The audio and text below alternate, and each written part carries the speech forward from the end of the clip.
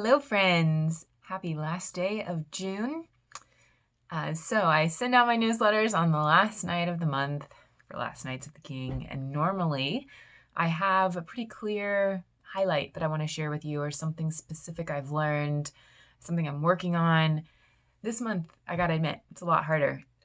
So I just wanted to send a video and get to share with you a little bit stream of consciousness, but I've been thinking about it some, the things that are on my heart, because it's been a big month, and I know it has been for all of you too. There's been a ton going on.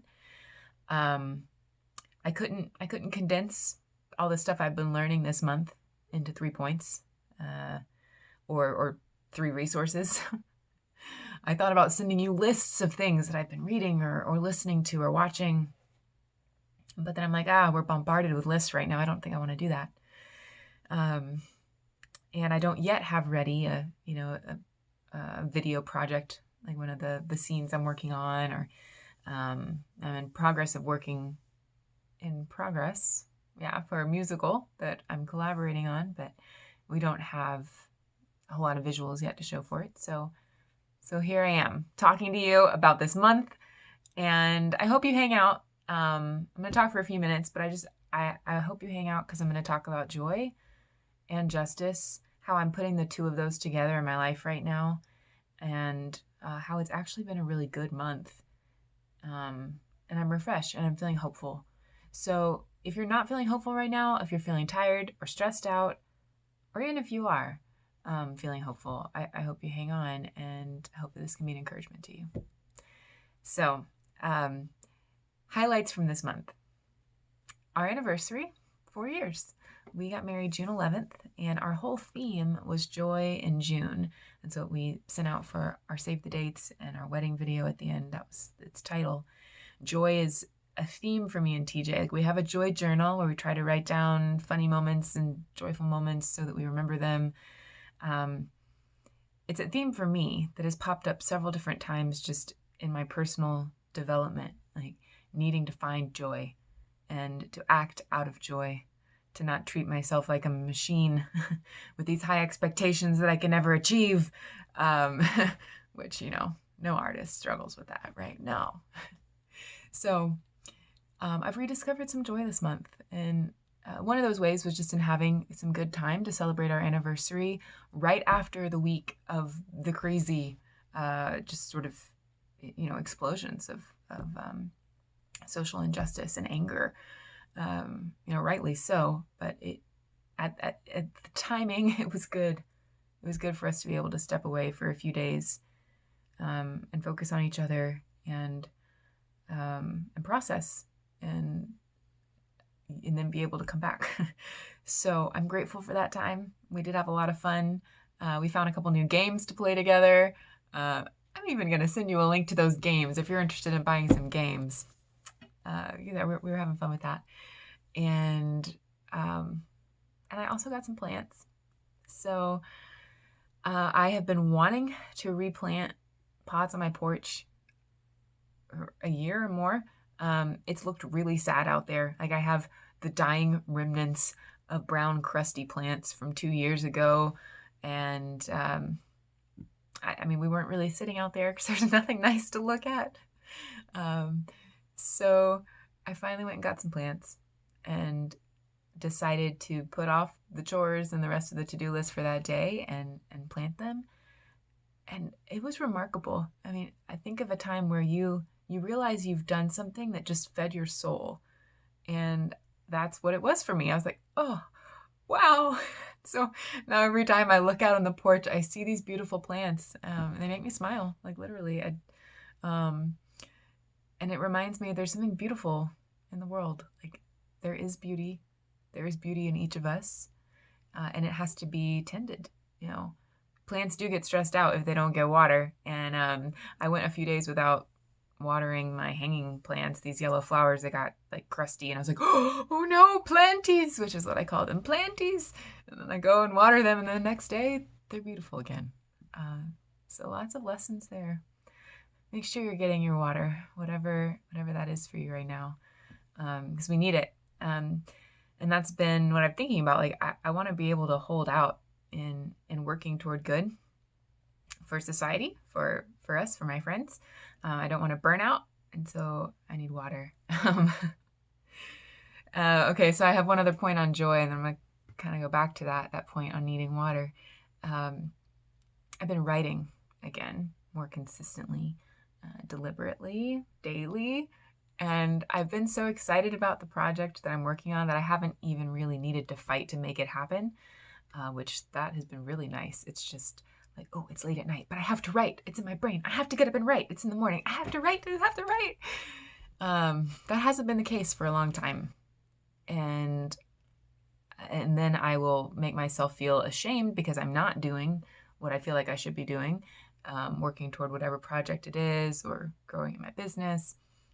Yes, all those things I need to do, but it has been refreshing to recapture the joy of a project. So I'm super grateful to be collaborating with Marcus Thomas out in Virginia on this musical called 12.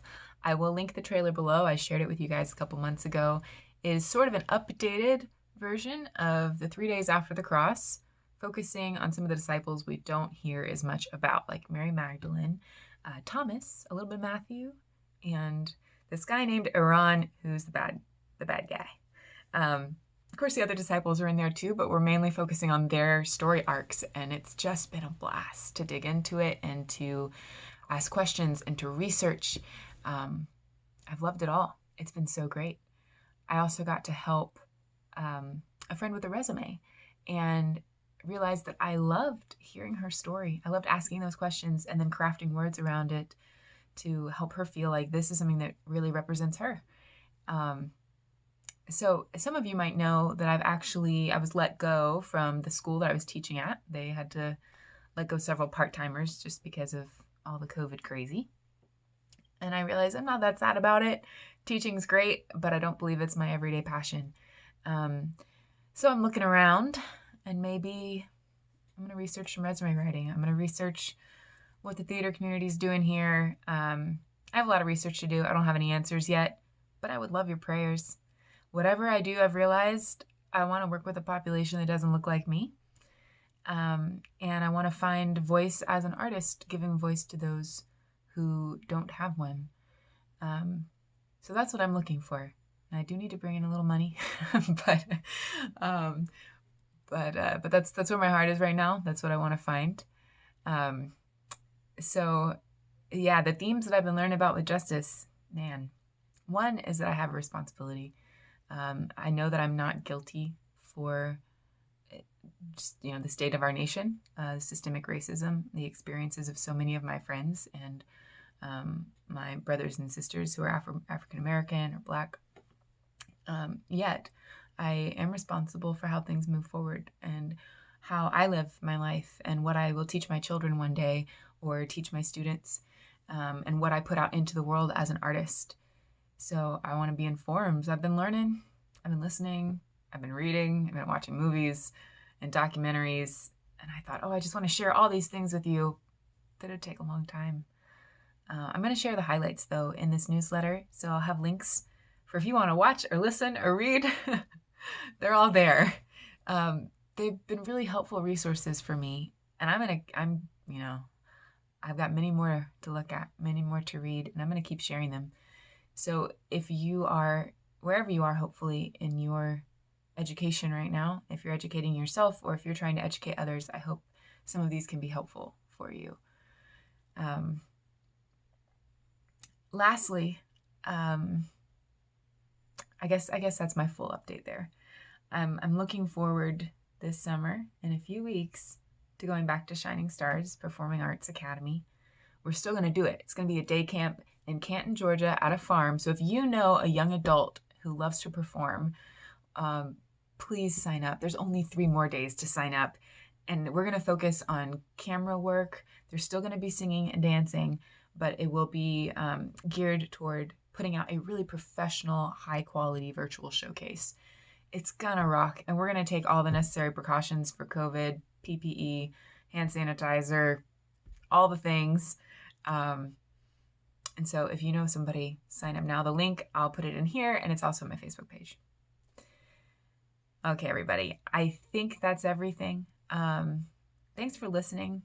I do believe that in all of this, if I were to sum everything up, realizing that the justice, the Hebrew word for it is mishpat, it's a making right relationship with each other, lifting others up, inconveniencing yourself to do that.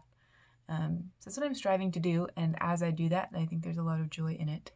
And so my prayer is that each of us find that in our own way, and then we can do so with a lot of grace toward each other and patience and yet urgency as well. So I appreciate your prayers for me as I strive toward that, and I hope all these things can be helpful to you. Of course, feel free to send me a note, ideas, whatever, and be expecting future updates about this musical, and got some other projects coming down the line too, so I'll keep you posted on those. Please check out these links. You don't want to miss them. They're also, okay, quick shout out. Elizabeth Lang Thompson just published her new book, All the Feels. I haven't gotten it yet, but I'm definitely going to be getting it. She's an amazing writer. Makes you feel like she's right in the room having coffee with you. It's about appreciating and dealing with emotions, so definitely check that out. All right, everybody. My love to you. Happy end of June. May July be a great one. And I'll talk to you soon. Bye.